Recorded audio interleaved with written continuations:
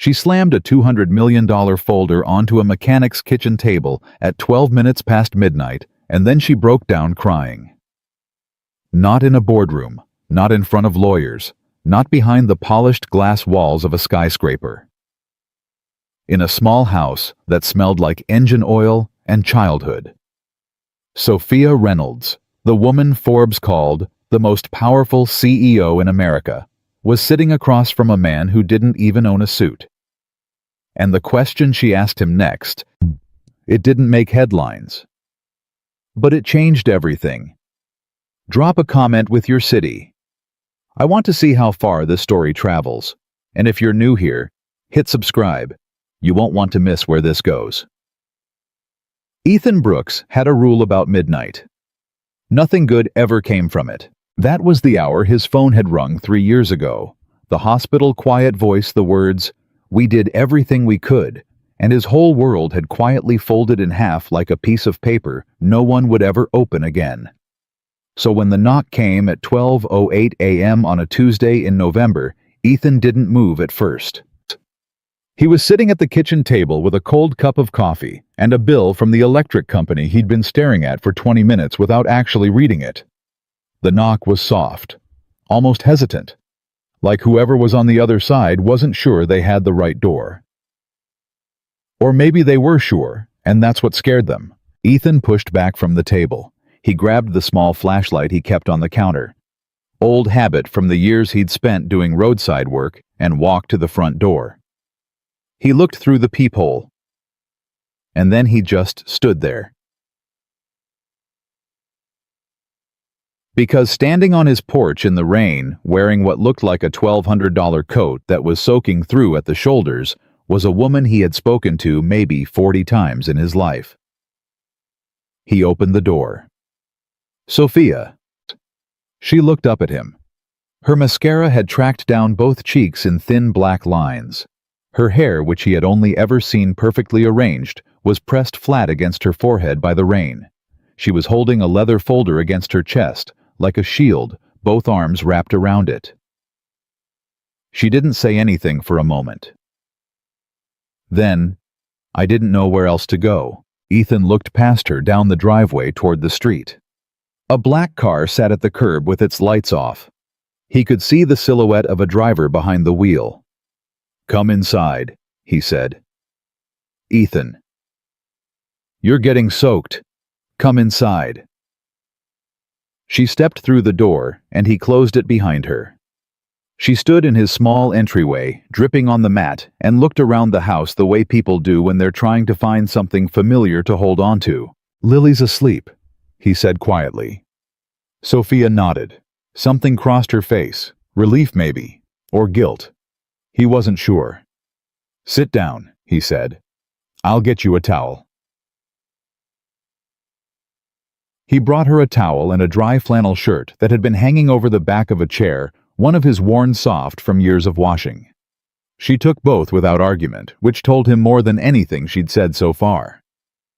Sophia Reynolds did not accept help easily. He'd learned that in the 8 months since she'd first walked into his garage. That had been a March afternoon, raining then too, he remembered. An SUV had rolled in with a grinding noise in the rear axle that she'd apparently been ignoring for 2 weeks.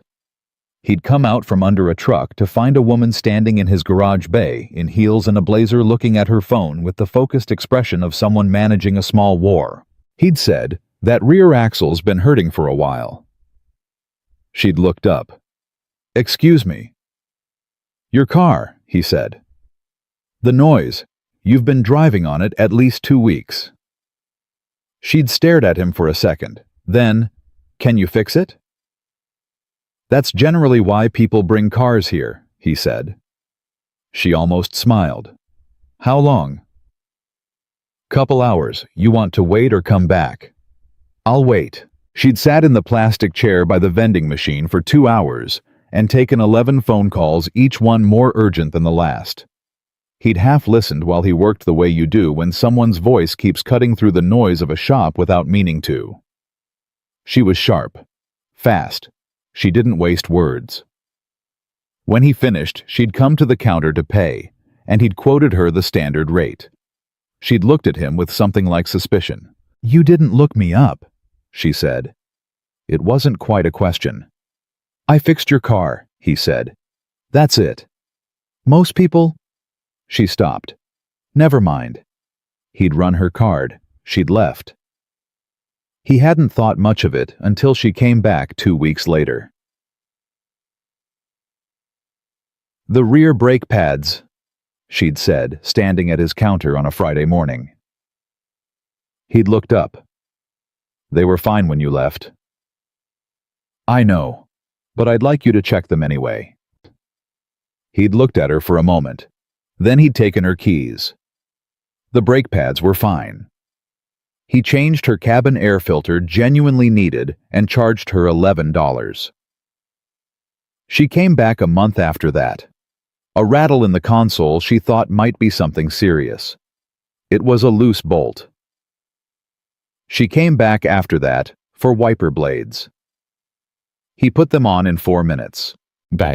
He didn't charge her for labor because it wasn't worth writing up a ticket for, and she stood at the counter for a moment with the look of someone who had just been caught doing something they couldn't quite explain. "You don't have to keep coming back," he said, not unkindly, just honest. She met his eyes. "I know." She came back the following week and brought coffee. 2 cups. She set one on his counter without asking and sat in the plastic chair. He drank it. That was how it started. By summer, she knew where the good coffee was in his break room, and he knew she took hers black. She knew he'd been a mechanic since he was 19 and that his father had owned the shop before him. He knew, in the vague way you know things about someone through fragments of overheard calls, that she ran a company called Reynolds Capital, and that about 300 people's livelihoods depended on decisions she made before 8 in the morning. By August, Lily knew her name. That happened because Sophia had shown up one afternoon when school had been let out early for a teacher workday, and Ethan hadn't had anywhere to put his daughter except the back office with a juice box and a library book. Lily had wandered out to the garage within 20 minutes because Lily never stayed anywhere. She was supposed to stay for more than 20 minutes, and she'd found Sophia sitting in the plastic chair answering emails, and she'd said without introduction, without preamble, the way 8-year-olds do, "Are you my dad's girlfriend?" Sophia had looked up. Ethan, who was under a car and could hear every word, had closed his eyes. "I'm a customer," Sophia said. "You don't look like a customer," Lily said. "You look like a person." There was a pause. "Those are usually the same thing," Sophia said carefully. "No, they're not," Lily said with absolute certainty. "Customers come and go. Persons stay and talk." Another pause. Longer. "What's your name?" Sophia asked. "Lily. What's yours?" "Sophia." "That's a good name," Lily said, apparently satisfied. "Do you like math?" "Because I'm bad at it and my dad says I need to practice, but he's also bad at it, so that doesn't really help." He heard Sophia laugh, a real one, not a polished boardroom laugh, something that surprised her. "I'm actually pretty good at math," Sophia said. "Okay," Lily said. "Sit here." Ethan finished the brake job he was doing while Sophia Reynolds, CEO of a $200 million investment firm, sat on a metal stool in his garage and helped his 8-year-old daughter with third-grade multiplication tables. He didn't say anything about it when they were done. He didn't have to. That was the summer. By fall, things had gotten quieter in ways Ethan didn't fully understand. Sophia still came to the shop, but the visits were shorter. She was distracted in a way she hadn't been before, not the fast, sharp distraction of someone managing too many things, but a tighter internal kind. Like someone carrying something heavy and trying not to let it show in how they walked. He noticed it the way he noticed sounds in an engine. Not because he was looking, because he knew the baseline well enough to hear when something changed. He asked her once, just once in October, standing at the counter while she waited for a routine oil change. "You all right?" She looked at him. Her jaw tightened slightly. "Long week," she said. "It's Tuesday." She didn't smile. Yeah, she said. It's been that kind of month. Ban, he didn't push. That wasn't who he was. He'd learned a long time ago from his wife, from years in a shop where men came in and talked around what was actually bothering them, that sometimes the most useful thing you could do was be present without demanding explanation. She left that day without finishing her coffee. He'd washed the cup and put it back on the shelf where she always set it. And now it was November. 12:08 a.m. Onbo. And she was sitting at his kitchen table in his flannel shirt. Her hands wrapped around the cup of tea he'd made without asking, because she clearly needed something warm, and the leather folder was on the table between them like a third person in the room. How bad is it? He said. She looked at him. What? Whatever's in that folder, he said. How bad? She was quiet for a moment. Her fingers tightened around the cup. You know who I am, she said. It wasn't a question. You run Reynolds Capital, he said. You've been on the cover of Forbes twice. Your company does something with investments that I don't fully understand and probably couldn't explain. Did you look me up? Lily did, he said. Last spring. She wanted to know if you were famous. What did she decide? She said you were just Sophia, he said, and that was better. Something moved across Sophia's face that she didn't quite manage to control. She looked down at the cup in her hands. There's a man named Gerald Crane, she said. He's been my CFO for 6 years. I trusted him completely. She paused. He's been stealing from the company for at least 3 of those years. Not small amounts. We're talking about systematic fraud, falsified reports. Money moved through dummy accounts in ways that took my forensic accountants 4 months to untangle. Ethan didn't say anything. The documents are in this folder, she said. The full audit. Proof of everything. She looked up. It goes public in. She checked her watch. About 6 hours. There's a journalist who has a source inside my legal team. By the time the market opens, this is going to be everywhere. And they'll come after you, Ethan said. Yes. Even though you didn't do it. It happened inside my company, she said. I'm the CEO. It doesn't matter that I didn't know. It happened on my watch. That's enough. She set the cup down. The board will demand an emergency meeting. Half of them will call for my resignation before noon. My investors will panic. And the press? She stopped. Breathed. The press will not be kind. Ethan was quiet for a moment. Sophia, he said, why are you here? Not I don't mean it that way. I mean, you have lawyers, you have people. Why are you at my kitchen table at midnight? She looked at him for a long time, and then she said the thing that had been sitting behind her eyes all night. Because everyone else I would call right now has something to lose if they're connected to me tomorrow morning. Her voice was steady, but just barely. My attorneys are calculating. My PR team is calculating. Even my closest board ally called me at 10 o'clock and said she needed to step back and assess the optics. She said those last words like they tasted wrong. You're the only person I know who doesn't calculate. Ethan looked at her. And Lily, she said quietly. I needed to be somewhere Lily was. The kitchen was very still for a moment. She's asleep, Ethan said gently. I know. Sophia's voice cracked just slightly at the edge.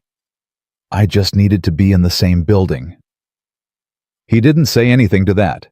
He got up, refilled his coffee, sat back down. Tell me what you need, he said. I don't know yet, she said honestly. Then we'll figure it out, he said. She looked at him like she wasn't sure she'd heard correctly. Ethan, she said. If you stand near me right now, if people see that it could affect you, your business, people will ask questions. They'll make assumptions. Probably, he said. That doesn't... Sophia. He said her name quietly the way he'd say it to stop a conversation from going sideways. You came here tonight because you needed to be somewhere real. He looked at her. This is real. That's all. She held his gaze for a moment. Then she looked down. Her hands, he noticed, had finally stopped trembling. Outside, the rain had softened to something quieter. The house made the small settling noises old houses make at night. Down the hallway, somewhere in the dark, Lily was sleeping with the small nightlight that threw a little moon onto her ceiling.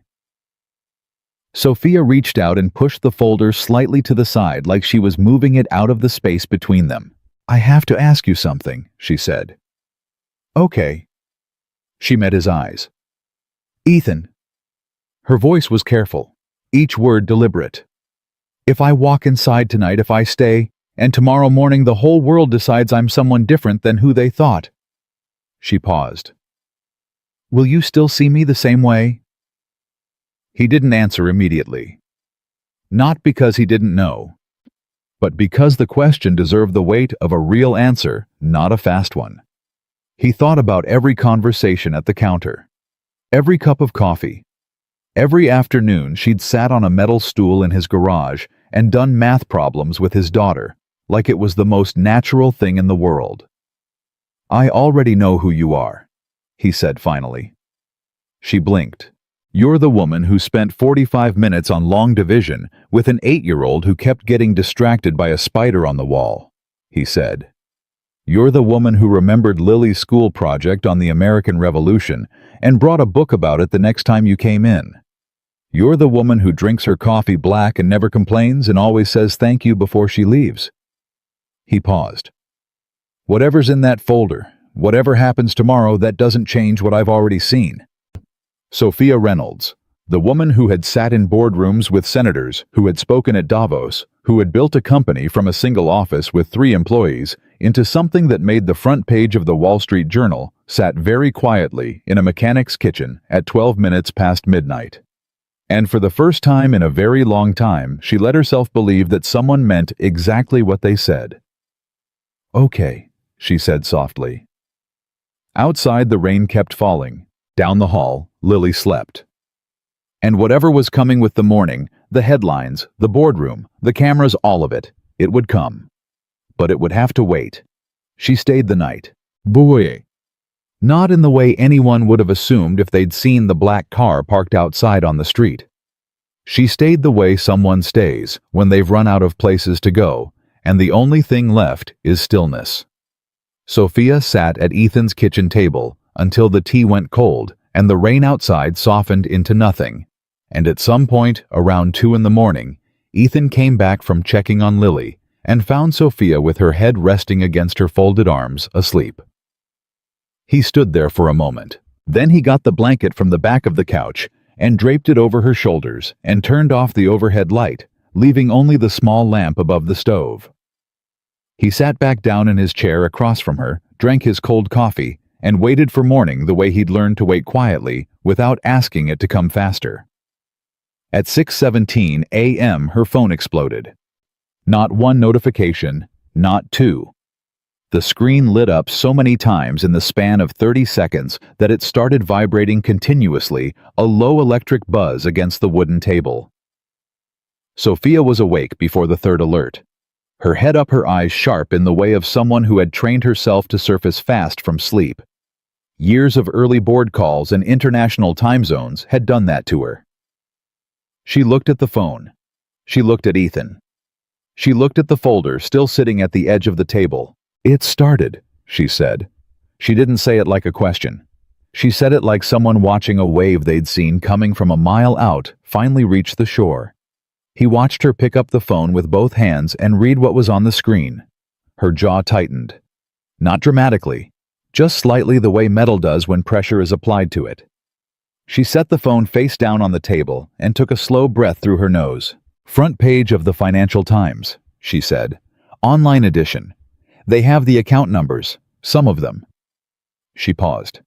Someone on my legal team sold the information. Not all of it. Enough. What does the headline say? She looked at him. Then she picked the phone back up and read it aloud flat, and even the way you read something, you refuse to let hurt you. Reynolds Capital under investigation. CEO.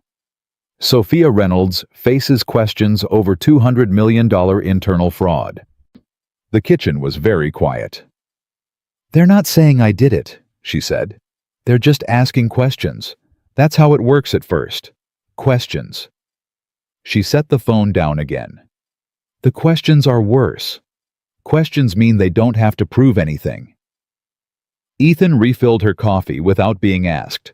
She wrapped both hands around it. "How many people are going to call you in the next hour?" he asked. "Attorneys probably 4, board members at least 6, my PR director, 3 journalists who have my personal number and will use it." She paused. "And Gerald Crane." "Your CFO." "My former CFO. Technically still current until I can get an emergency board vote which requires—" She stopped herself, pressed her lips together. "I'm sorry, I'm doing the thing where I talk through problems out loud." "I noticed," he said. "Keep going." She looked at him for a second like she wasn't sure he meant it. Then she did. For the next 20 minutes she walked him through it. Not because he could fix it, she knew that, but because saying it out loud in a room where someone was actually listening had a way of sorting the real problems from the noise. Gerald Crane had been her CFO since she promoted him out of senior accounting 6 years ago. She'd trusted him with full access to the capital accounts, the investment ledgers, the transfer authorization system. She'd trusted him because he was methodical and careful, and never once in 6 years had given her a reason not to. "That's the thing about good thieves," she said. "They give you exactly enough reasons to trust them." "When did you figure it out?" 4 months ago. We had a quarterly audit that flagged a discrepancy in one of the secondary investment accounts. Small number relatively, $40,000. My accounting team assumed it was a data entry error. I asked them to keep pulling the thread. She stopped. The thread unraveled all the way back to 2021. What started as 40,000 became 800,000. And then the picture got bigger. 200 million, Ethan said. Closer to 220, she said. When you count the secondary accounts he'd been moving money through to obscure the trail. He was good at it. He built the concealment structure over years, a little at a time, so nothing would trip an automated threshold. She set the cup down. The worst part isn't the money. What's the worst part? She was quiet for a moment. He had access to the pension holdings for our employees, she said. The people who work for me, the ones who've been there 10 and 15 years. He moved around the edges of those accounts. He was careful enough not to take from them directly, probably because he knew that was the line that would send him to federal prison faster than anything. But he used those accounts as temporary buffers, moving money in and out to mask the transfers in the main ledgers. She looked at Ethan steadily. He used my people's retirement savings as a shell game to steal from me. And I didn't see it. That last sentence had something in it that wasn't anger. It was quieter than anger, heavier. How long have you known? Ethan asked. The full picture. 11 days, she said. He looked at her. I've been sitting on a complete forensic audit for 11 days, she said. Working with federal investigators, preparing the legal response. Trying to make sure that when this went public, I had a complete case ready so they couldn't spin it. She pressed her fingers against the table. I almost had it. 2 more days and I would have had it completely locked. And then someone on my own legal team sold the information to a journalist for whatever a front-page scoop is worth these days. Her phone lit up again. She turned it over, glanced at it, turned it back down. Gerald just sent me an email, she said. Don't read it right now. I already did. Ethan waited. He says he's sorry. She said it without any particular expression on her face. He says he made mistakes. He says he hopes I can understand the position he was in. She paused. He's already talking to his attorneys about a cooperation deal. He'll say whatever they tell him to say about me to reduce his sentence. He has nothing on you, Ethan said. You said the audit shows. The audit shows everything, she said. But audits take months to explain to a jury. A headline takes 4 seconds to read. She looked at him. Right now, this morning in the court of public opinion, I am at best a CEO, who didn't know what was happening in her own company. At worst, I'm complicit. She straightened. Neither version is one I can live with. Neto. He heard her then, not just the words, but the thing underneath them, which was a woman who had spent her entire professional life being the most prepared person in any room she walked into, and who was now facing a situation where preparation had not been enough. He knew that feeling from a different context. He knew what it felt like to do everything right and still have something fall apart in your hands. He'd felt it 3 years ago when the doctors told him the cancer was too advanced and there was nothing more to try. "Sophia," he said. She looked at him. "You didn't do anything wrong," he said. "And people who didn't do anything wrong don't stay down. They just have to stay standing long enough for the truth to catch up." She held his gaze for a moment. Then Lily walked in. She appeared in this kitchen doorway in her pajamas, the ones with the small yellow stars, her hair completely sideways from sleep, holding her stuffed rabbit by one ear and looking at Sophia with the uncomplicated delight of a child who has just found a good surprise. "You slept here," Lily said. "I did," Sophia said carefully. Lily climbed into the chair beside her without being invited and set the rabbit on the table. "Was it because it was raining?" "Sort of," Sophia said. "I like when it rains," Lily said. "It makes the house feel like a boat." She looked at the folder on the table. "What's that?" "Work stuff," Sophia said. "My dad brings work stuff to the table too. He says not to, but then he does it anyway." Lily looked at her father with the absolute confidence of someone who has caught him in a pattern. "Did you make breakfast?" "Not yet," Ethan said. "Sophia likes eggs," Lily said. "She told me, scrambled, with the pepper on top." Sophia looked at Lily with an expression that moved across her face so quickly, Ethan almost missed it. Something between stunned and undone. The way a person looks when they realize someone has been paying attention to them in a way they didn't expect and didn't know they needed. "You remembered that," Sophia said quietly. "I remember things about people I like," Lily said simply, like it was the most logical thing in the world. Then she slid off the chair. "I'm going to brush my teeth. Dad scrambled eggs. Don't make them rubbery. Last time they were rubbery." She left. Ethan looked at Sophia. Sophia was looking at the empty doorway where Lily had been. "She's something," Sophia said, her voice lower than it had been. "Yeah," he said. "She is." "Ethan." She turned to look at him. "She can't see any of this on the news.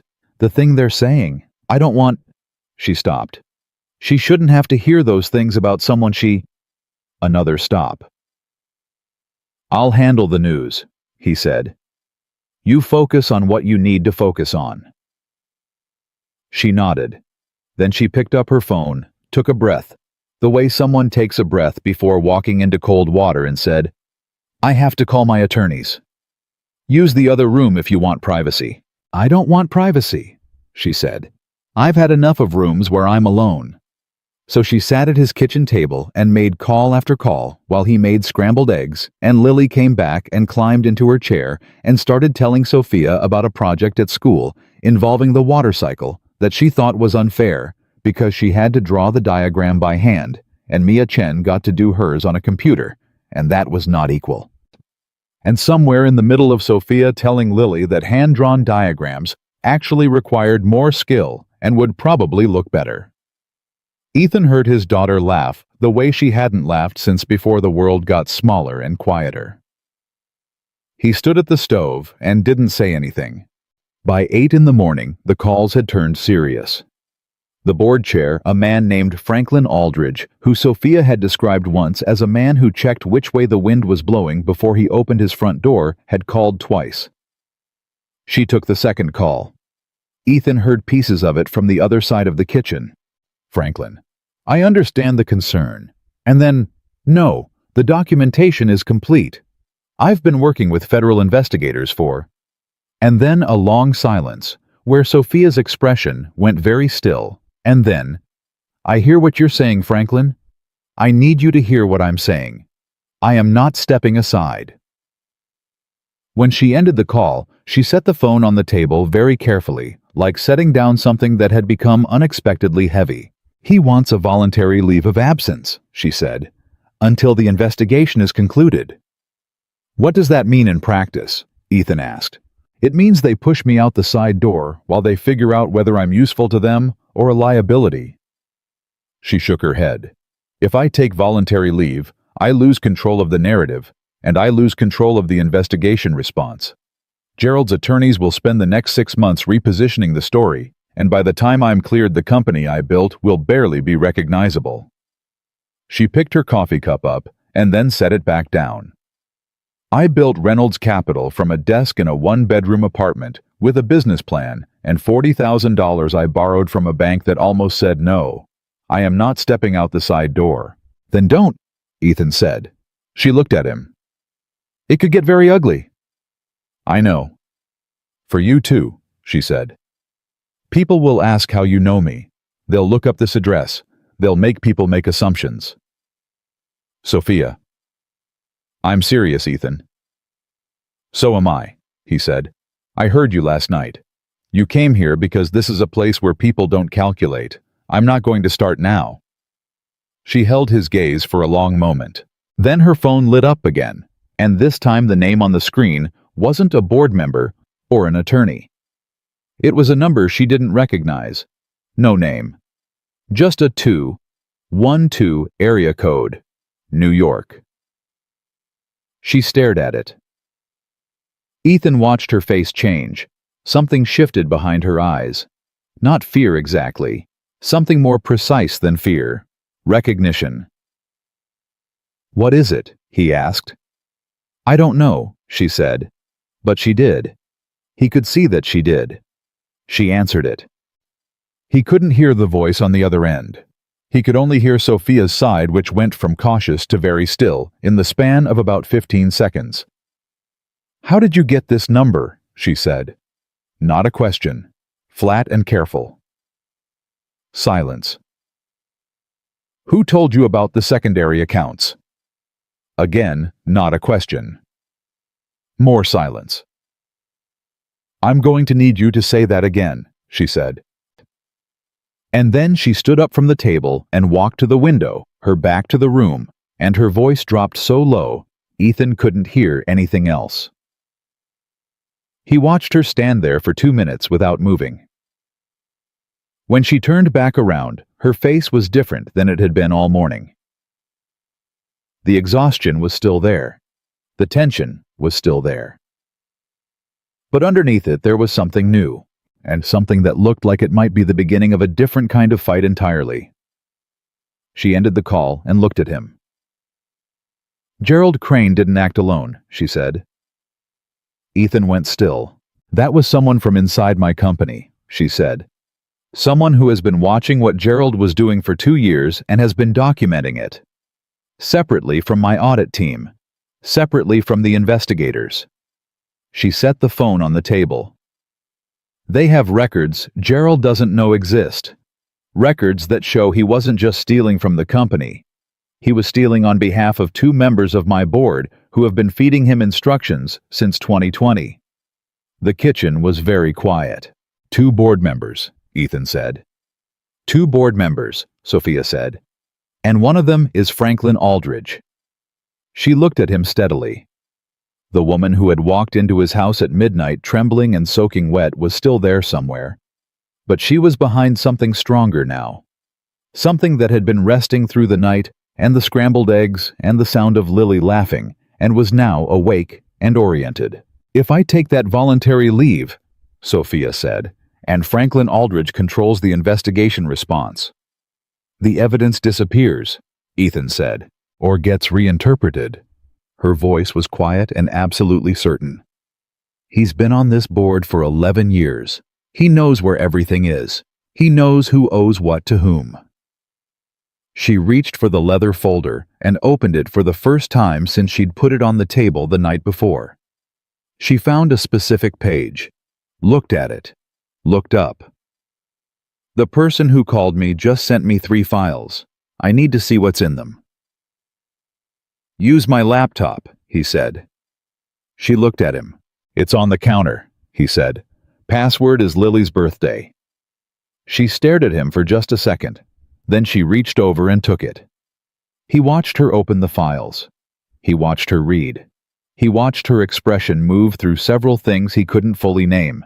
Recognition, then something cold and focused, and then a kind of steadiness that settled over her like weather changing. He's been planning this for 2 years, she said, not looking up. Using Gerald to create a paper trail that would look like me. If this had gone the way they planned, if my forensic team hadn't caught the discrepancy in that first audit, the story they would have told would have pointed directly at me. She looked up. I wouldn't have been a CEO whose CFO stole from her. I would have been the CEO who orchestrated the theft. The weight of that sat between them for a moment. Then, from down the hall came the sound of Lily's sneakers on the floor heading back toward the kitchen, and Sophia closed the laptop and straightened in her chair, and by the time Lily appeared in the doorway asking if she could have a second piece of toast, Sophia's face was composed and present, and she said, "Yes, of course. And did you finish the diagram for school?" Lily sat back down, started eating her toast, and told them both in considerable detail about the unfairness of hand-drawn water cycle diagrams. And Ethan watched Sophia listen to every word. Completely. Without her phone, without the folder, without the weight of 2 board members and a fraud scheme and a front-page headline. Just listening to an 8-year-old girl talk about evaporation and fairness, and why clouds were actually the most interesting part of the whole cycle if you thought about it. When Lily finally finished and ran to get her backpack, Sophia sat quietly for a moment. Then she said, "She makes it very hard to fall apart." "Yeah," Ethan said. "She always has." Sophia looked at him. "I'm going to fight this," she said. "All of it. I'm not going to step aside, and I'm not going to let them rewrite what happened." She paused. "But it's going to be a very public and very loud and very unpleasant few months." "I know," he said. "And I am going to need—" She stopped, chose the words carefully. "I think I am going to need somewhere to be that isn't the middle of all that, sometimes." He looked at her for a moment. "The coffee's always on," he said. "The plastic chair's where it's always been." Something moved across her face that she didn't try to contain this time. "Thank you," she said. He just nodded and refilled his cup. And outside, the morning was already moving fast.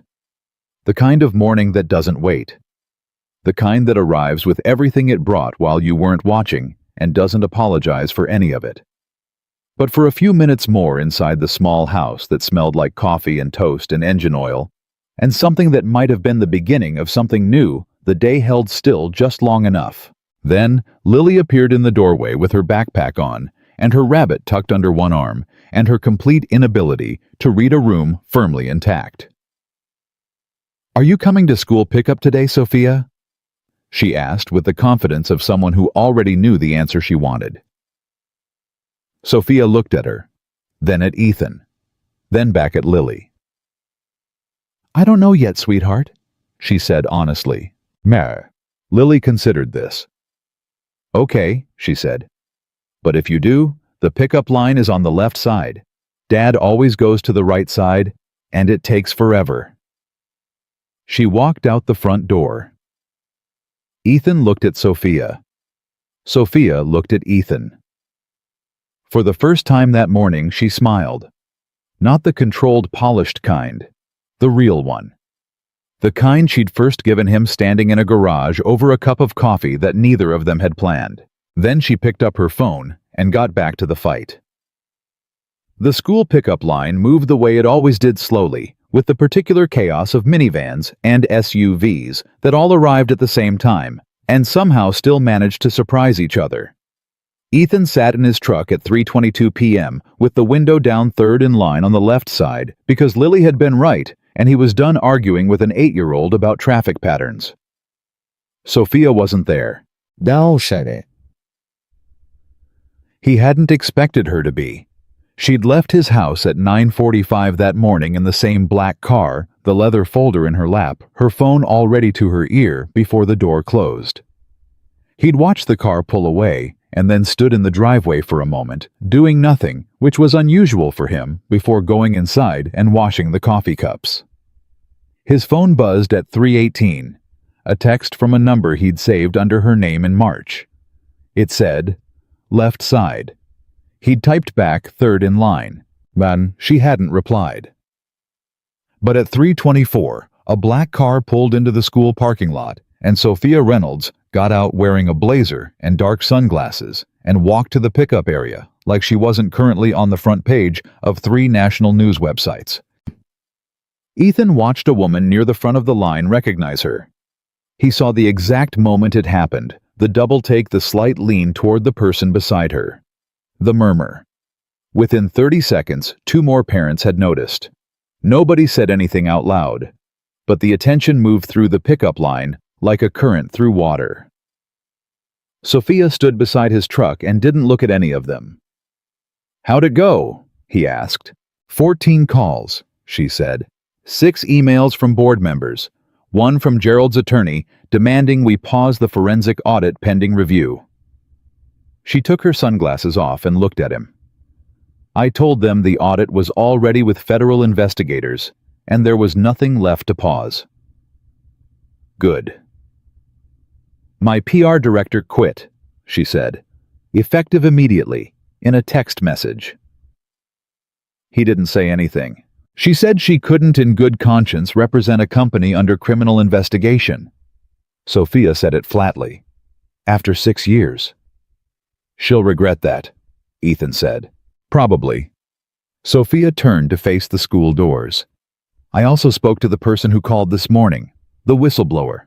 Her name is Diane Cho. She's been a mid-level analyst in my capital management division for 4 years. She noticed the pattern in the secondary accounts in early 2022 and started keeping her own records because she was afraid of what would happen if she went to compliance directly." Sophia paused. She was right to be afraid. One of the compliance officers reports to Gerald. "Where is she now?" "Safe house would be overstating it," Sophia said. "Her sister's apartment in Brooklyn. She's scared. She has documentation that could dismantle Franklin Aldridge's position on the board and put Gerald Crane away for a long time, and she has been sitting on it for 2 years because she didn't know who to trust." "Why did she trust you?" Ethan asked. "Why did she trust you?" "Ethan." Sophia was quiet for a moment.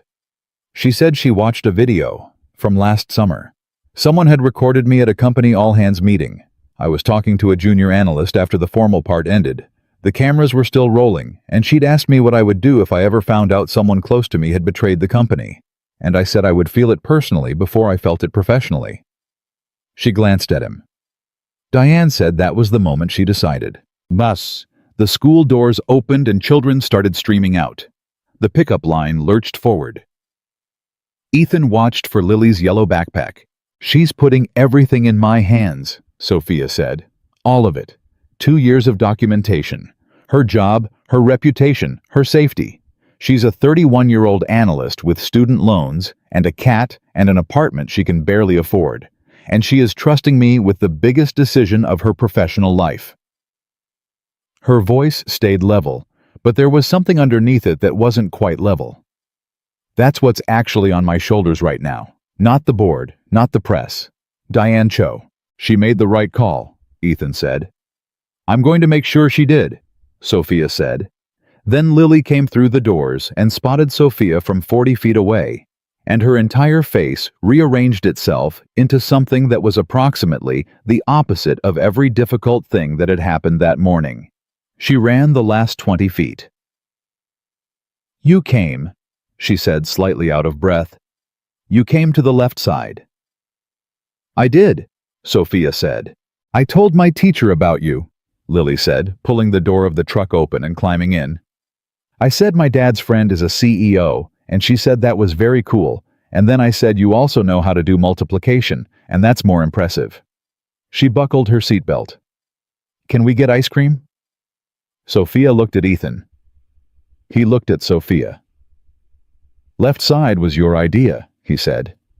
They got ice cream. Bez. It lasted 45 minutes and covered in Lily's telling the complete unfairness of the water cycle diagram, the social dynamics of third grade, the question of whether rabbits could theoretically learn to read if someone was patient enough, and one very brief detour into why Sophia didn't have any children of her own, which Sophia handled by saying she'd been very busy with work, but that she thought it was something she might want someday, and Lily said that made sense, because work was also why her dad forgot to buy orange juice 2 weeks in a row. Ethan ate his ice cream and said nothing and let his daughter run the conversation, and thought that this, whatever this was, this ordinary complicated thing, was the first time in 3 years that an afternoon had felt like something other than a stretch of hours to get through.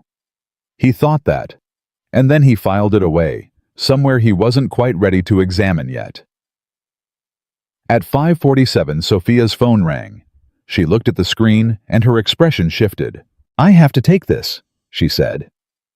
She stepped outside. Lily watched her go. Then she looked at her father with an 8-year-old's complete lack of subtlety. "Do you like her?" "She's a good person," he said. "That's not what I asked." "Finish your ice cream," he said. Lily finished her ice cream with the satisfied expression of someone who had gotten more answer than they were given. Sophia came back 4 minutes later, and she looked like the afternoon had been folded up and put somewhere else. Her jaw was set. Her eyes had that precise, focused quality he recognized from the morning. "That was Franklin Aldridge," she said. "He called an emergency board meeting. Tomorrow morning, 9 a.m. She sat back down. "He's moving to suspend my executive authority pending a shareholder vote." "Can he do that?" "With enough board votes, yes." She set her phone on the table. "I have 8 hours to figure out how many of my board members he's already spoken to, which of them are genuinely concerned, versus which ones he's been managing, and whether I can walk into that room tomorrow with enough support to hold my position." She looked at him steadily. "And I have to do it without tipping off Franklin that I know about his connection to Gerald." Ethan thought about that for a moment. "If he knows you know, he'll move faster and messier." She nodded. "Right now his advantage is that he thinks I'm fighting a PR crisis. He doesn't know I'm actually fighting him." She was quiet. "I need to keep it that way until I'm ready." "When will you be ready?" She picked up her phone. "When Diane Cho's documentation is in the hands of the federal investigators, not just my attorneys, the investigators directly." She looked up. "She's agreed to meet me tonight, 9 o'clock. "Where?" "She wants neutral ground, a diner in Jersey City." Sophia almost smiled. "She said she's been watching too many crime dramas and public places feel safer." "She's not wrong," Ethan said. Lily had been listening with the focused attention she usually reserved for things she wasn't supposed to be listening to. She leaned forward. "Is the bad guy Franklin?" she asked. Sophia looked at her. "What?" "You said his name like he's the bad guy," Lily said. "My dad does that too. When he says someone's name all flat like that, it means he doesn't like them." Sophia looked at Ethan. Ethan looked at his coffee. "Something like that," Sophia told Lily carefully. "But grown-up bad, where no one's sure yet." "That's worse," Lily said with the certainty of someone who had never doubted a clear moral framework. "At least regular bad, you know."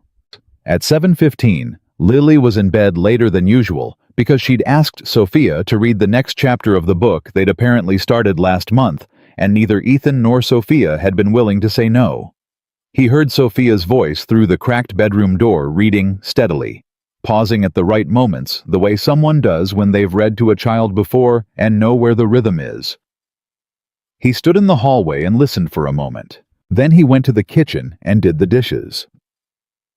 At 7:48, Sophia came out. She stood in the kitchen doorway and looked at him with an expression that was difficult to read because it was made of too many things at once. "She was asleep before the chapter ended," Sophia said. "She always is," he said. "She just wants the attempt." Sophia stood there for a moment. She looked tired in a way that wasn't just the 16-hour day. It was deeper than that. A kind of tired that had been accumulating for longer than one day. "Ethan," she said. "Yeah." "I need to tell you something." She came into the kitchen and sat down at the table, which had started to feel like her place in the room. "When I first came back to your garage in April, the second time, with the brake pads." "They were fine," he said. "I know they were fine," she said. "I drove here from a board meeting specifically to sit in that plastic chair for an hour." She said it plainly without performance. "I had come from 2 hours of Franklin Aldridge telling the board that my Q2 projections were too aggressive and that I was letting personal ambition compromise my fiduciary judgment." She looked at her hands. "I needed to be somewhere that had nothing to do with any of it, and the only place I could think of was your garage." "Mate." He stopped what he was doing and turned around. "I didn't plan it," she said. "I want to be honest about that. I didn't come back with any intention beyond I just needed a room where nobody was performing anything, where someone would talk to me like a person and not a position." She looked up at him. "And you did. You always did." He didn't say anything. He turned back and dried the last cup and set it on the shelf.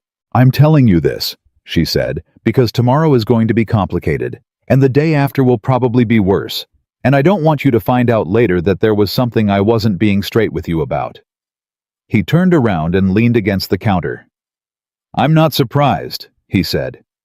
She looked at him. "I figured out the brake pads weren't the real reason about the third time," he said. "I didn't say anything because it wasn't my business to say. People come into the shop for all kinds of reasons. The car's usually just the excuse." She held his gaze. "You're not angry?" "No," he said. "Why would I be?" "Because I wasn't." She stopped. "I let you think I was just a customer when I was using your shop as a place to breathe," he said. "You were using it as a place to breathe." She went quiet. "That's not something to apologize for," he said. She looked at him for a long moment with an expression he couldn't entirely read. Then her phone buzzed on the table. She glanced at it. Something shifted. "Diane," she said, and picked it up. He watched her read the text.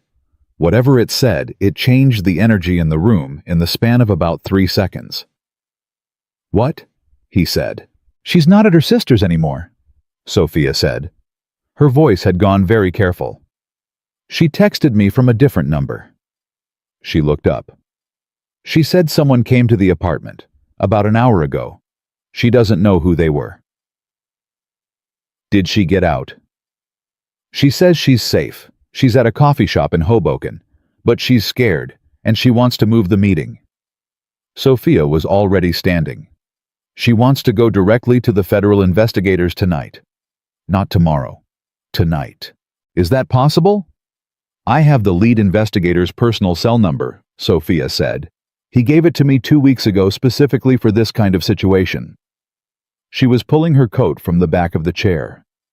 "If I can get Diane in front of him tonight with her documentation, then it doesn't matter what Franklin does in that board meeting tomorrow morning. The investigation expands to include him, and it's out of the board's hands entirely." "How long will that take to set up?" "I don't know. An hour, maybe 2. She stopped, looked at him. "I wouldn't ask you to—" "Lily's asleep," he said. "I'm not going anywhere. Make your calls." She looked at him for one long second. Then she called the federal investigator. Ethan listened to her work the phone for the next 40 minutes. She was direct, precise, and completely without the kind of hedging or softening that most people used when they needed something. She said what she needed, explained why it was time-sensitive, and then she stopped talking and let the other person respond. She did this across 4 calls in sequence, each one building on the last until she had what she needed. At 9:03 p.m., she ended the final call and said, "It's set. Diane meets with the lead investigator and 2 federal agents at 10:30 tonight at the field office in Lower Manhattan. She brings the documentation directly. It's officially on the record tonight." Ethan let out a breath he hadn't realized he'd been holding. Sophia sat down heavily in the chair. The adrenaline that had been carrying her for the last hour settled, and the exhaustion underneath it surfaced briefly visibly, like something that had been waiting its turn. "You did it," he said. "Not yet," she said. "But we've started." Then his phone rang. Not hers, his. A number he didn't recognize. Local area code. He answered it on the second ring the way he answered everything without a lot of ceremony. Ethan Brooks. The voice was male, clipped, professional in a way that didn't entirely belong to a casual phone call. "Yeah," Ethan said. "My name is Daniel Cross. I'm a reporter with the Tribune. I'm calling because I have a photograph taken this afternoon outside a Dairy Queen in Millburn, New Jersey, showing you your daughter and Sophia Reynolds together. I wanted to give you an opportunity to comment before we run it." The kitchen went absolutely still. Ethan looked at Sophia. She looked at him. She'd heard enough of it through the phone. "I don't have a comment," Ethan said. "Mr. Brooks, the story we're running is about Ms. Reynolds' personal associations during the fraud investigation. If you'd like to clarify the nature of your relationship before—" "I said I don't have a comment," Ethan said. He ended the call. Sophia was looking at him with something he hadn't seen on her face before. Not quite guilt, not quite fear. Something that was both and was also the specific expression of someone who had just watched a consequence arrive that they had hoped to avoid. "Ethan," she said. "A photo at an ice cream place isn't a scandal," he said. "I know that and you know that," she said. "But they'll run it as—" "I know how they'll run it," he said. "I don't care." "Your business, Sophia." He said it the way he always said her name when she was moving too fast in the wrong direction. Flat and steady and clear. "My business is a garage. The kind of people who bring their cars to me are not the kind of people who are going to stop coming because I was seen at a Dairy Queen with a woman who's having a hard week." She stared at him. "And the ones who do stop coming," he said, "I don't want them anyway." She pressed her lips together. Her eyes were very bright, and she blinked twice quickly and looked away. "You're going to make this very hard," she said to no one in particular. "What?" "Staying practical," she said. "About all of this." He didn't respond to that. He got up and refilled his water glass. At 10:48, Sophia got a text from Diane Cho. 2 words, "I'm inside." Sophia showed it to Ethan. He read it and nodded. She leaned back in the chair and let out a breath that seemed to carry about 60 hours of tension with it. She looked at the ceiling. "It's going to be okay," Ethan said. "You don't know that," she said. "No." He agreed. "But it's moving in the right direction." She was quiet for a moment. Then, "I need to be at the board meeting tomorrow at 9. Whatever they throw at me in that room, I need to be steady and I need to be ready." She looked at him. "And I need to walk in there knowing that Franklin Aldridge does not yet know that Diane Cho is sitting in a federal field office right now." "He won't find out tonight," Ethan said. "Not from this house." She nodded slowly. She was looking at the table. Then she said without looking up, "What do you think of me, honestly?" He looked at her. I don't mean—" She stopped, started again. "I've been in your house for the better part of 2 days. I showed up at midnight a mess. I've taken over your kitchen table. I've pulled your daughter into something that's about to be very loud and very public, and I—" She stopped again. Her voice had gotten quieter as it went. "I just want to know what you actually think, not the version that's being kind because I'm in a difficult situation." He was quiet for a moment. "I think," he said slowly, "that you are one of the most capable people I've ever been around. And I think that's gotten you to a place where other people have a hard time helping you because you've needed it so rarely that nobody knows where the door is." She looked at him. "I think you built something real," he said. "And the fact that someone tried to take it from you doesn't change what you built." He paused. "And I think my daughter is a pretty good judge of character. She's never once been wrong about someone in 8 years." He met her eyes. She picked you. Sophia Reynolds sat at Ethan Brooks's kitchen table at 11 o'clock on a Tuesday night, with a board meeting in 10 hours and her name on the front page of the national news and a fraud investigation that was about to expand in directions nobody in that boardroom yet understood. And she looked at a mechanic from a small town in New Jersey who had never once looked her up and never once calculated and never once asked her for anything. Right. And she said very quietly, "I'm terrified of how much I need this to be real." He looked back at her. "It is," he said, simply, completely. The way he said things, he was certain of. She nodded once. She looked down at her hands. And somewhere in the house the heat clicked on, and the walls settled, and down the hall, a little girl with a yellow backpack slept with the uncomplicated certainty that the morning would be fine. But tomorrow, the whole world was going to show up at the door, and none of them were ready for what it would ask. The board meeting started at 9:03 a.m., and by 9:11, it had already gone sideways. Sophia had walked into the Reynolds Capital conference room on the 32nd floor with her lead attorney, a woman named Patricia Hale, who had been practicing corporate law for 27 years and who had the particular quality of someone who found chaos clarifying rather than overwhelming. Sophia had chosen her for exactly that reason. She needed someone who got calmer as things got louder. Franklin Aldridge was already seated at the head of the table when they arrived. That was the first signal. The head of the table was Sophia's seat. Had been for 6 years. The fact that Franklin was in it and hadn't moved when she walked in told her everything she needed to know about how he intended to run the morning. She took the chair to his left without acknowledging the displacement. Patricia sat beside her. 6 other board members were present. 2 were remote on screens at the far end of the room. The remaining seat belonging to a board member named Carolyn Tate, who had been Sophia's closest ally on the board for 4 years, was empty. "Where's Carolyn?" Sophia asked. Franklin folded his hands on the table. He was 71 years old, silver-haired, and had the specific manner of a man who had spent decades being the most important person in every room and had stopped noticing he did it. "Carolyn sends her apologies," he said. "She's dealing with a personal matter." Sophia looked at Patricia. Patricia looked at her notepad. "Let's begin," Franklin said. What followed was 40 minutes of language that was technically civil and actually a dismantling. Franklin had prepared. She could see that in the way he moved through his points methodically, without notes, in the practiced sequence of someone who had rehearsed the order the night before. He framed it as concern. He used words like prudence and fiduciary responsibility and temporary stabilization measure. He never once said Sophia's name in a tone that was directly accusatory. He didn't have to. The structure of every sentence implied it. Then, 2 of the board members Sophia had believed were neutral asked questions that weren't questions.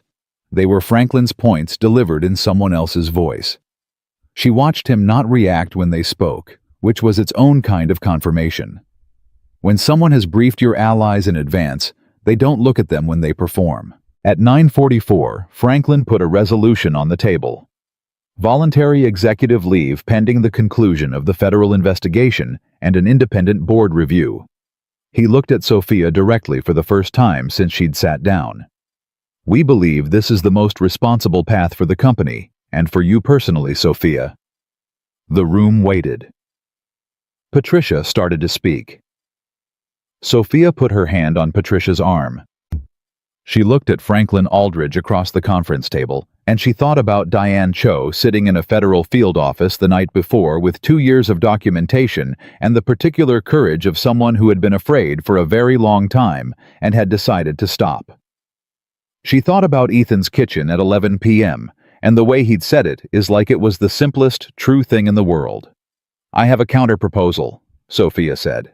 Franklin's expression didn't change. "Of course you do." She reached into her bag and removed a single folder. Not the leather one from 2 nights ago. A new one. She slid it to the center of the table. "Last night at 10:48 p.m., she said, an employee of Reynolds Capital met with federal investigators and delivered 2 years of independently gathered documentation regarding the fraud committed by Gerald Crane. She paused. That documentation also includes records of communications between Gerald Crane and two members of this board directing the movement of specific funds through the falsified accounts. The room went very still. She watched Franklin's face. It moved through three things in about 4 seconds. The first was blankness, the controlled kind. The second was something faster and less controlled. The third was the recovery, the reassembly of the blankness. He was good. She gave him that. But she'd been watching people manage rooms for 20 years, and she knew the difference between someone who was surprised and someone who was calculating their next position. "That's a significant allegation," Franklin said. His voice was perfectly measured. "It's not an allegation," Sophia said. "It's what's in that folder, which is a summary of what the federal investigators received last night directly from the source." She let that sit for exactly the right amount of time. "The full investigation now includes those communications. The investigators have confirmed receipt. One of the remote board members, a man named Howard Getz, who Sophia had always found reliably self-interested, leaned forward toward his camera. "Franklin," he said, "what is she talking about?" "I don't know," Franklin said. "Yes, you do," Sophia said quietly. The silence that followed was the kind that happens in rooms when everyone present suddenly understands that what they thought the meeting was about is not actually what the meeting is about. At 10:02 a.m., Franklin Aldridge asked for a recess. His voice, for the first time that morning, had something underneath it that hadn't been there before. Sophia said, "Of course." Patricia leaned over and said quietly, "That was surgical." Sophia looked at the empty chair where Carolyn Tate should have been and said nothing. The recess lasted 11 minutes. When they returned, Franklin's posture had changed in a way that was small but significant. He sat slightly differently, like something he'd been holding at the center of himself had shifted. He did not renew the motion for voluntary executive leave. The meeting concluded at 10:47 with a commitment to provide full board cooperation with the federal investigation and a vote 6-2 with Franklin and one other member dissenting to maintain Sophia's executive authority pending the investigation's conclusion. She walked out of that building at 11:05 a.m. with Patricia beside her. On the sidewalk outside, Patricia said, "How long have you known about Aldridge?" 36 hours, Sophia said. Patricia was quiet for a moment. "You held that perfectly." "I had help," Sophia said. She texted Ethan one word, "standing." He texted back 12 minutes later. She knew he'd been under a car because it always took him about that long to get to his phone when he was working. Good. She looked at that word for a moment. Then she got in the car and went back to fight. And the next 4 days were the kind that aged people. Not in the dramatic way, not all at once, but in the quiet, sustained way of someone carrying a weight that doesn't decrease. The story had spread further than she'd expected. Not just the financial press, not just business news, but general media. Morning shows, social media. The particular ecosystem of online opinion that formed and hardened in hours and was almost impossible to dislodge once it had set. The narrative in those first days was not kind to her. Not because the facts supported it, but because the facts were complicated, and complicated, things didn't move fast online. What moved fast were simpler versions. CEO fraud, scandal, cover-up, words that were technically questions, but read as conclusions. Her inbox received 1,100 emails in the first 48 hours. She read none of them. Patricia's team filtered them. 3 major investment partners called to pause their positions. 2 came back within 24 hours after speaking with the federal investigators directly. 1 didn't. On the 3rd day, a blogger with 400,000 followers published a post titled, "Why I No Longer Trust Reynolds Capital," that was picked up by 2 financial news aggregators and generated 40,000 shares by the end of the business day. On the 4th day, Ethan's Garage got a 1-star review on Google from an account created that morning that said, "Owner associates with criminal CEOs, avoid." Ethan called her to tell her about it. Not in a way that was upset, in a way that was informational. "I'm sorry," she said immediately. "I'm not," he said. "I reported it. They'll take it down." Ethan. Sophia, one review. "I've had cars with more problems than this." A pause. "How are you doing? Not the company. You." She was in her office. It was 6 p.m. She hadn't eaten since a sandwich at noon. "I'm fine," she said. "That's not what I asked," he said. But she sat back in her chair. "I'm tired," she said honestly. "I'm the kind of tired where you stop feeling the individual things and it just becomes one continuous pressure." She paused. "And I miss—" She stopped. "What?" he said. "Your kitchen," she said. It came out smaller than she'd intended. "I miss the sound of your kitchen. That's a strange thing to say." "No, it isn't," he said. "It's been 4 days since I've talked to Lily. She noticed," he said. "She asked me this morning if you were okay. I said you were working hard. She said that wasn't an answer." He paused. "She's not wrong." Sophia pressed her fingers against her eyes. "I don't want her to see what's happening right now, online, the things people are saying." "She won't," he said. "She's 8. She's not online." "She goes to school," Sophia said. "Other kids have parents who are online." There was a silence. "Sophia," Ethan said, "something happened today. I was going to text you, but I wanted to tell you directly." She sat up. "What?" "Lily's class had something at school. Show and tell, but older. They call it something else now. Current events, I think. Kids bring in something from the news." "Okay," she said carefully. "One of the kids brought in a printout," he said. "About you, from one of the news sites." He paused. The headline wasn't good. Her stomach dropped. "Ethan, let me finish," he said. Another kid read it out loud. "And Lily?" He stopped for a second. When he came back, his voice was doing the thing it did when he was keeping it steady deliberately. Lily stood up, without being asked, without raising her hand. She just stood up, and she said, "Bad people don't spend hours helping kids with homework." Sophia didn't say anything. "The teacher told me about it after pickup," he said. "She said the room went quiet, and then she said she thinks a few of the other kids told their parents what Lily said when they got home." Sophia was looking at the wall of her office. She wasn't blinking. "By this evening," Ethan said. "One of the parents had posted what Lily said on their personal Facebook, and then it got picked up somewhere else. I don't know how these things work, but my neighbor called me an hour ago to say she'd seen it on Twitter." Sophia said very quietly, "Ethan." "Yeah," he said. "Your daughter just changed the news cycle," she said. "She doesn't know that," he said. "She was just saying what she knew." That was the moment. Not in the boardroom. Not in the attorney's office. Not in any of the carefully managed strategic moments of the last 4 days. That was the moment when Sophia Reynolds felt the specific release of something she hadn't even known she'd been holding.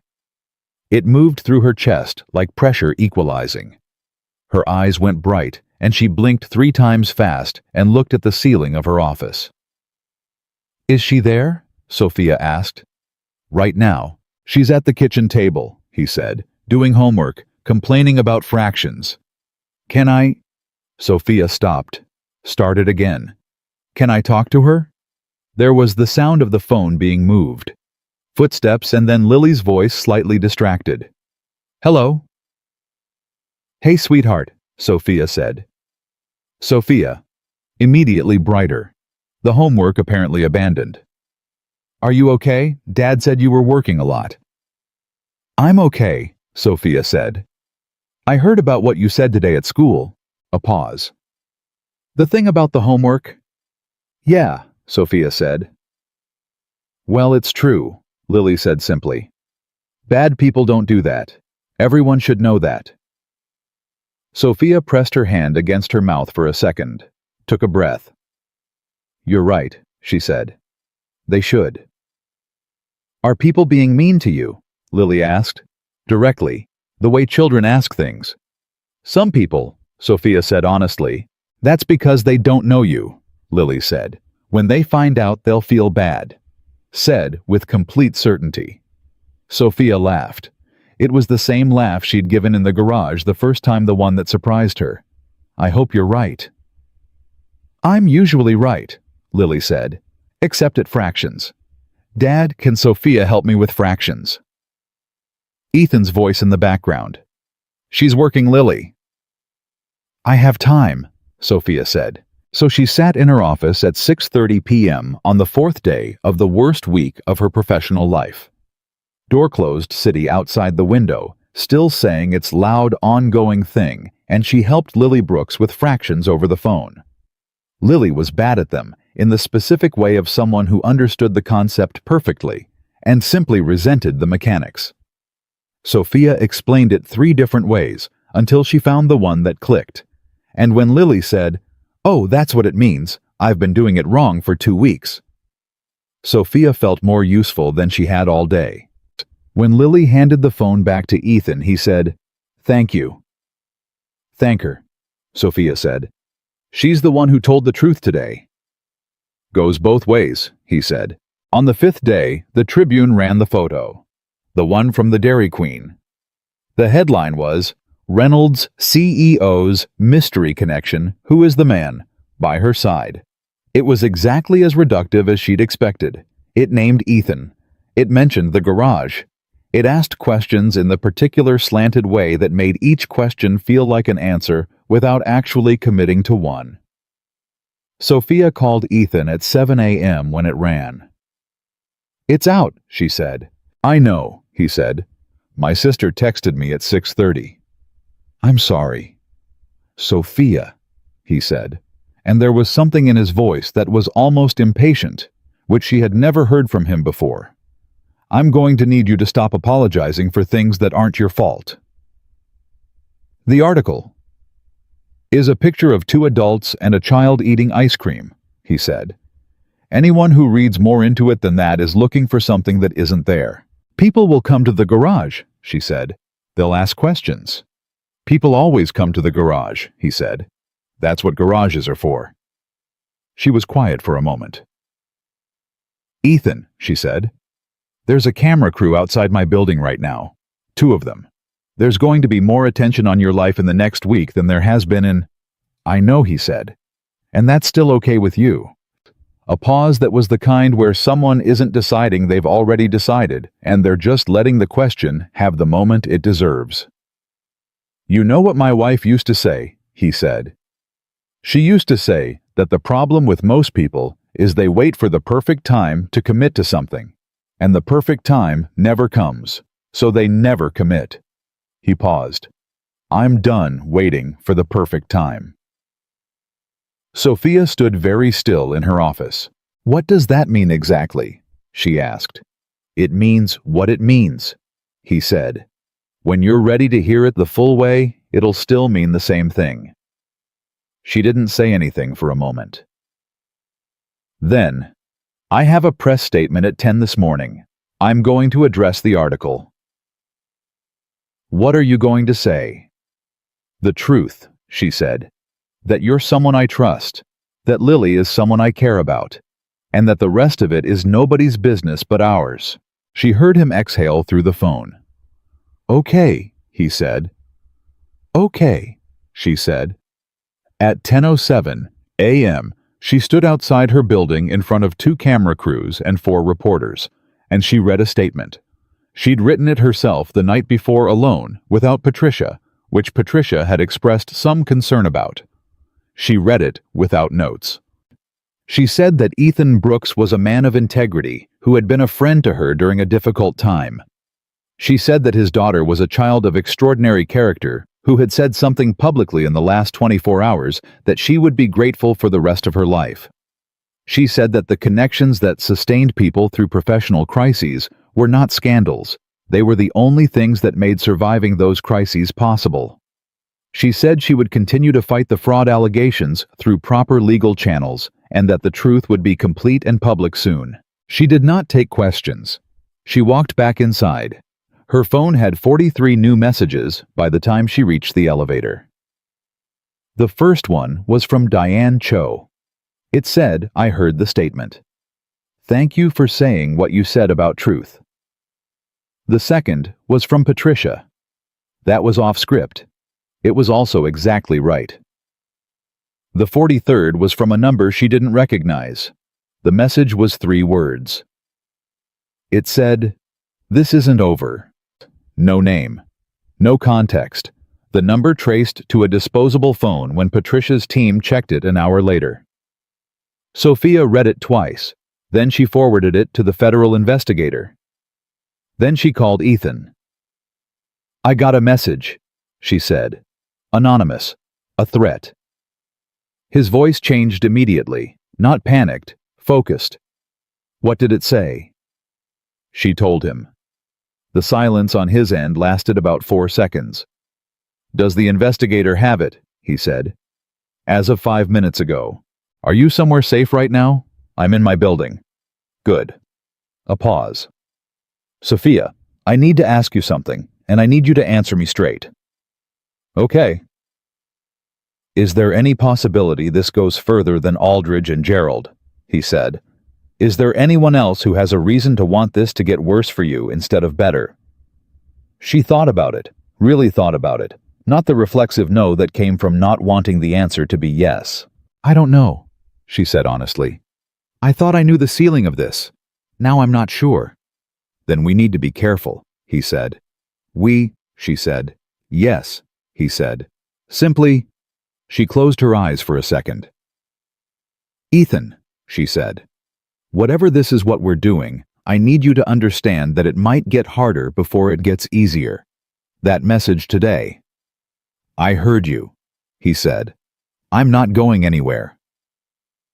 "You don't know what, Sophia." There it was again, flat, steady, clear. The way he said her name when she was moving in the wrong direction. "I worked on cars in a garage for 20 years. I know that the ones that are worth the labor aren't the easy ones. They're the ones that took time and attention and refused to stay broken." A pause. "I think you're one of those." The city outside her window kept doing what cities do, loud and constant and entirely indifferent to the specific human weight of any given moment. She sat with what he'd said. "I'll come by tonight," she said finally. "If that's still..." "Lily will want to hear about the fractions," he said. "Whether she got the rest right." Despite everything, Sophia smiled. "Did she?"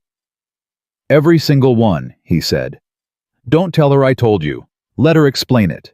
She laughed. And the laugh loosened something in her chest that had been wound tight since 7 a.m. since the photo, since the anonymous message, since the 4 days of sustained noise that was still going and would keep going. But there was a kitchen in New Jersey with a plastic chair and a cold cup of coffee kept on the shelf, and an 8-year-old who did fractions with complete commitment and occasional dramatics. And that was at the end of a very hard day, somewhere real to go. She gathered her things. She went. Beer. She came by that evening like she said she would.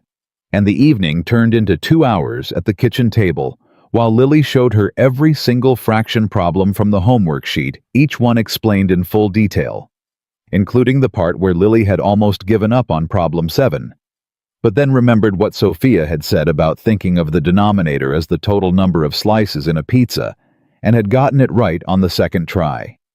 Sophia listened to every word. She asked questions at the right moments. She said problem 7 was the hardest one on the page, and that getting it right on the second try, after almost quitting, was actually more impressive than getting it right the first time. Lily thought about that for a moment, and then said that was a very good point, and wrote an A+ sign next to problem 7 herself. Ethan watched from across the table and drank his coffee and didn't say much. He didn't need to. The room was full enough without him.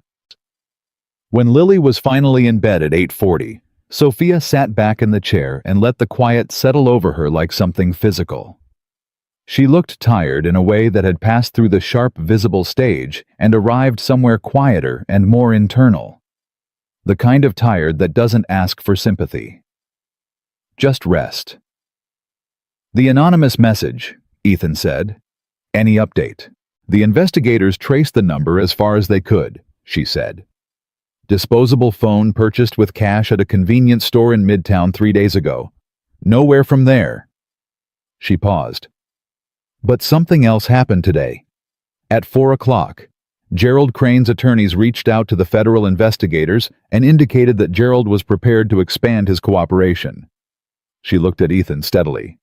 He wants a deal. And to get the deal, he needs to give them something bigger than himself. Franklin Aldridge, Ethan said. And whoever else was in the room when this started, Sophia said. Gerald didn't build this alone.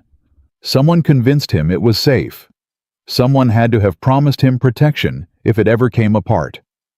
She folded her hands on the table. The investigators think there may be a third party. Someone external. Not a board member. Not an employee. An investor, Ethan said. And she looked at him. Possibly. Someone with a financial interest in destabilizing Reynolds Capital at a specific moment. Someone who would benefit from the company's valuation dropping while the investigation was ongoing. She paused. Stock prices respond to uncertainty. If you know the uncertainty is coming, and you've positioned yourself correctly in the market. You make money while the company burns, he said. Yes. She said it flat and clear. That's what we think the anonymous message is about. Not intimidation for its own sake. A signal. Someone telling me they're watching to see how far this goes before I find them. The kitchen was very quiet. How close are the investigators? He asked. Close enough that Gerald's attorneys called today, she said. That doesn't happen unless someone is about to run out of time. Ethan set his cup down. What do you need to do? Nothing tonight, she said. Tonight I need to sleep. Tomorrow I need to be in the office by 7 and I need to be sharp. She looked at him. Can I? She stopped. The couch is made up, he said. It's been made up since Tuesday. She looked at him for a moment. You anticipated this, she said. I anticipated you were going to need somewhere to land more than once, he said. That's not anticipating. That's just paying attention. She nodded slowly. Something moved across her face that she didn't contain. She let it be there this time. Ethan, she said. When this is over, the investigation, the board, all of it, I don't want to go back to being a customer. He looked at her. I mean that in the specific way, she said. Not the vague, let's stay in touch way. I mean, I don't want a version of this where everything goes back to normal, and I'm someone who comes by the garage occasionally, and we both pretend the last 3 weeks were just a difficult period we got through adjacently. She held his gaze. I want to be clear about that before things resolve, while it's still complicated. So you know it's not the relief talking. He looked at her for a long moment. I know it's not the relief talking, he said. How? Because you've been saying it since before there was anything to be relieved about, he said. You came back for brake pads that didn't need checking. That's not relief. That's something that started a long time before any of this. She held his gaze. Yes, she said quietly. It is. He nodded once. Like something had been said that needed saying, and now it was said, and that was the right place for it. Get some sleep, he said. I will, she said. And for the first time in 2 weeks, she actually meant it. The next 11 days moved fast, and then all at once. Gerald Crane's cooperation agreement was finalized on a Thursday morning, and by Thursday afternoon, the federal investigators had expanded the scope of the investigation formally to include Franklin Aldridge and a private equity fund manager named Reginald Shaw, who had it emerged quietly accumulated a significant short position in Reynolds Capital stock in the 6 weeks before the story broke publicly. The math was not subtle once you saw it. Reginald Shaw had stood to make close to $40 million if Reynolds Capital's valuation had dropped far enough for long enough. He had been betting on Sophia's destruction with his own money, while Gerald Crane created the conditions for it from the inside, and Franklin Aldridge ensured the board couldn't protect her. 3 people. A CFO, a board member, and an outside investor who had never been in the same room as Sophia Reynolds, but had bet $40 million on her failure. When Patricia Hale called to tell her the full picture, Sophia was sitting in Ethan's kitchen. It was a Saturday morning. Lily was at a friend's birthday party. The house was quiet. She listened to Patricia for 4 minutes without speaking. Then she said, "All three." "All three," Patricia confirmed. "Federal charges. Crane pleads to reduced counts in exchange for testimony. Aldridge and Shaw face the full weight." A pause. "Sophia, it's over." She sat with those 2 words for a moment. It's over. "The company," she said. "The investors who paused are coming back," Patricia said. 2 of them already called this morning. The board met last night, the remaining members, and voted unanimously to reaffirm your executive authority. The 2 who abstained in Franklin's meeting both issued personal statements this morning expressing support. Another pause. "There's also been a piece in the Journal, online now. They've had access to the investigation timeline. The headline is..." Sophia heard papers. Then Patricia read it. "Reynolds CEO vindicated as federal investigation expands fraud scheme, targeted company not led by it." Sophia closed her eyes. "Sophia," Patricia said, "you're clear." She opened her eyes. Ethan was looking at her from across the kitchen. He'd heard enough from her expression and the single word "all three" to understand the shape of what was happening. He was leaning against the counter with his coffee, watching her the way he always watched things, not intrusively, just completely present. "Thank you, Patricia," Sophia said, "for everything." "Don't thank me yet," Patricia said. "There'll be press." "I know. A lot of it. I know." "Are you okay?" Patricia asked. It was the first time in 27 years of legal practice that she'd asked a client that question immediately after delivering a complete vindication. She would think about that later. "Yes," Sophia said. "I actually am." She ended the call. She set the phone on the table. She looked at Ethan. "It's done," she said. He set his cup down and crossed the kitchen, and he sat down across from her, and he looked at her the same way he'd looked at her at midnight 3 weeks ago when she'd been standing on his porch in the rain with her hands trembling. With the same complete attention, like she was the only thing in the room worth seeing. "How do you feel?" he said. She thought about it honestly. "Like I've been running very fast for a very long time," she said, "and I just stopped. And my legs don't know it yet." "That'll pass," he said. "I know." She looked at her hands on the table. "I called Diane Cho this morning, before Patricia called. I wanted her to hear it from me before it was public." "How did she take it?" "She cried," Sophia said. "She said she'd been afraid for 2 years of what would happen if she came forward. And I told her that what happened was she saved a company and the jobs of 300 people, and she should spend exactly 0 more minutes being afraid of that." Sophia looked up. "I'm giving her a full promotion and a bonus that her student loans will not survive the impact of." Ethan almost smiled. "Good." "She also asked if she could meet you," Sophia said. He looked surprised. "Why?" "Because I told her about you," Sophia said simply. "I told her that the 2 nights this was at its worst, I was in a kitchen in New Jersey with a mechanic and an 8-year-old, and that it was the only place I didn't feel like I was losing." She paused. She said anyone who could make the most powerful CEO in America feel like she wasn't losing deserved to be thanked directly. Ethan looked at her. "You didn't tell me you said that about me." "I'm telling you now," she said. He was quiet for a moment. "Most powerful CEO in America," he said. "That's what Forbes said." "Forbes has never sat in my plastic chair," he said. She laughed. The real one. The one that still surprised her sometimes with how easily it came now. How different it felt from the versions she performed in boardrooms and at podiums. This one didn't cost anything. They sat in the kitchen while the morning moved around them. He made more coffee. She didn't check her phone. That was new.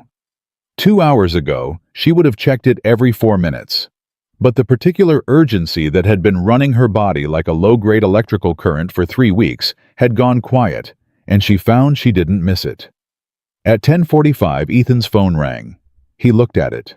"Lily," he said and answered. Sophia could hear Lily's voice through the phone from across the table, which meant Lily was excited about something. "Dad, the cake was chocolate and vanilla. In the same piece, is that possible?" "It's called marble cake," Ethan said. "Why didn't you tell me that was a thing?" "I didn't know you needed to know." "I always need to know about cake. Is Sophia there?" Ethan looked at Sophia. Sophia nodded. He handed her the phone. "Hi, sweetheart," Sophia said. "Sophia, did you hear about the marble cake 2 flavors? At the same time. It's like a math concept." "It really is," Sophia said. "Can we make one?" "When I get home, I want to try." Sophia looked at Ethan. He raised both eyebrows in the expression of a man who had long since accepted that his kitchen operated on his daughter's schedule. "We can try," Sophia said.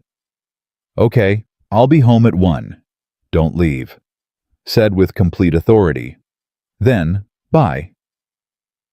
The phone went quiet. Sophia handed it back to Ethan. He put it in his pocket. "She runs this house," Sophia said. "Has since she was 4, he said. "She's going to run something much bigger someday," Sophia said. "I know," he said. "That's terrifying." "It's wonderful," Sophia said. He looked at her. She looked at him. And in the quiet Saturday morning kitchen with the case closed and the charges filed and the company intact and the marble cake pending, there was a moment that didn't need anything added to it. No words. No next move. Just 2 people sitting across from each other who had met over a car that needed an axle repair and had somehow, in the specific way that real things happen slowly, and then suddenly, and without a clear moment, you could point to become necessary to each other. "I need to ask you something," Sophia said. "Okay. And I need you to take it seriously and not deflect with something practical." He waited. She reached into her bag. She pulled out a small box, dark blue, the kind that usually held something significant. She set it on the table between them. His expression didn't change. He looked at it, then at her. "I bought that 3 days ago," she said. "I didn't know when I was going to. I wasn't sure if it was—" She stopped, took a breath. "I'm not good at this part," she said. "I'm good at strategy. I'm good at decisions with clear inputs and measurable outputs. This is neither of those things." "No," he agreed. "I know it's fast," she said. "I know 3 weeks is not. I know what it looks like from the outside." "I don't care what it looks like from the outside," he said. "You know that." "I do know that," she said. "That's part of why I bought the box." He looked at it. "Ethan," she said, "I have spent 10 years building a company. I know how to build things. I know how to protect things. I know how to fight for things." She paused. "I don't know how to do—" She gestured between them. "This, whatever this is, a family, a real one. I've been watching you and Lily do it for 8 months, and it looks like the most complicated and most important thing I've ever seen, and I am—" Her voice dropped a register. "I am genuinely scared of how much I want it." He looked at her steadily across the table. "Open the box," she said. He reached forward and opened it. Inside were 2 keys. House keys cut at a hardware store. Nothing else. He looked at them, then at her. "I didn't buy a ring," she said. "Because that's not my call to make, and I know that. That's not how I'm built. I'm not going to decide something that belongs to both of us." She met his eyes. "But I bought keys. Because keys mean I want to be somewhere enough to come back to it." She paused. "Your house, your kitchen, Lily's homework, your plastic chair and your terrible vending machine coffee." Her voice stayed steady, but only just. "I want to come back to all of it. Not as the woman who shows up when things are hard. As someone who is here. The kitchen was very still. Ethan looked at the keys in the box for a long moment. Then he looked up at her. "You know Lily's going to tell you about every marble cake variation in existence," he said. "I'm counting on it," she said. "She stays up later than she's supposed to, and I've stopped arguing about it." "I'll stop arguing about it too." "The garage is loud in the morning." "I'm an early riser," she said. "I won't notice." He looked at her. Just looked at her the way he did when he was deciding something he'd already decided and was letting it land properly. "Sophia," he said. "Yeah." "You never had to buy the keys," he said. The door was already open. She held his gaze. Boo. Something in her face did the thing it did when she stopped managing and just felt. It moved through her like weather, like the morning after a storm, when the pressure finally equalizes and the air is completely different in a way you didn't realize you'd been waiting for. "Okay," she said softly. At 1:04 p.m., Lily came through the front door wearing a party hat she had apparently decided she was keeping and carrying a piece of marble cake wrapped in a napkin for Sophia because she'd asked the mom if she could take an extra piece, and the mom had said yes. She came into the kitchen and looked at both of them at the table, and then looked at the small blue box still sitting open between them and the 2 keys inside it. She looked at Sophia, then at her dad. "Are those house keys?" she said. "Yes," Sophia said. Lily considered this for approximately 2 seconds. "Good," she said. "I kept telling Dad the spare was under the rock by the door, and that's not a safe place, but he said it was fine. Now you have a real one." She put the marble cake on the table in front of Sophia. "I saved you the piece with the most chocolate." She climbed into her chair and pulled her homework folder out of her backpack, because apparently marble cake and family moments were not reasons to fall behind on Saturday work. Ethan looked at Sophia. Sophia looked at Ethan. And neither of them said anything, because nothing they could have said would have been as complete as what had already just happened. A woman who had built a $200 million company from a desk in a 1-bedroom apartment with $40,000 borrowed dollars had been handed a piece of marble cake by an 8-year-old who thought the most important thing about house keys was that the spare had been in an unsafe location. And it was the truest moment of Sophia's life.